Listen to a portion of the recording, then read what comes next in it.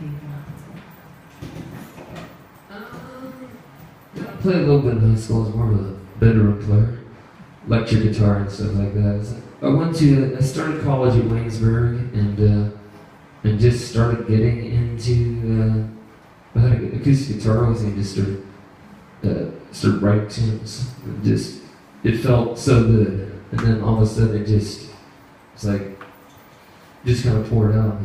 That first batch of stuff that when you realize like, oh wow, I think I really like doing this or something about it. So shortly after that, I just started getting in bands. I didn't last long. I didn't stay long in college. I was there for like 2 years, but I spent a lot more time on music.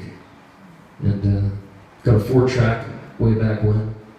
Started recording stuff and started out traveling around playing music anywhere. So what made you decide to make the move to Nashville? It's just part of the path. I'd already lived in Los Angeles a couple of times, and I tried New York City, and the stuff that I was working on as an artist is really what was taking me around. So I went to all these places, and I was in New York with a new record that had that One That Got Away song was on there, and the responses that I was getting from record companies was that it sounded like it belonged in Nashville. It's like, oh, it's like a punch to the guts. It's like, what the world? It's like, have you heard it's playing on country music radio? Not now, I just mean way back when. It was like I reluctantly, when I heard it a couple of times, I started thinking, I better go check out and see what they're talking about. And that was about 9-10 years ago that I started scoping things out down there. It took a little bit before I saw what they were saying.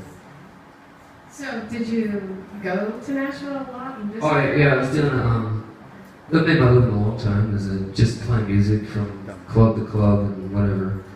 And so I booked some bar gigs that trailed their way down to Nashville, and I'd go down, I'd hang out and just see what was going on. I was the Bluebird a bunch, and then I think one of the things that I saw was I started identifying with some of the songwriters. There were tunes that I despised when I heard them on the radio, but when I heard the writers that were doing them, when I heard them sing them, and that doesn't go with every song, but that was moving to me. I started seeing like, oh, I get it now. There's a lot more to it than just the talking heads or whatever you want.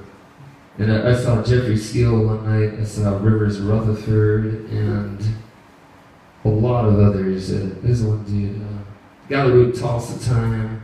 They were all playing on the bill together at the ship there in Wednesday. I think that was the night that I was out in the audience. I thought, I see it. And I moved down. It took about a year for me to sell a house, and ended up down there.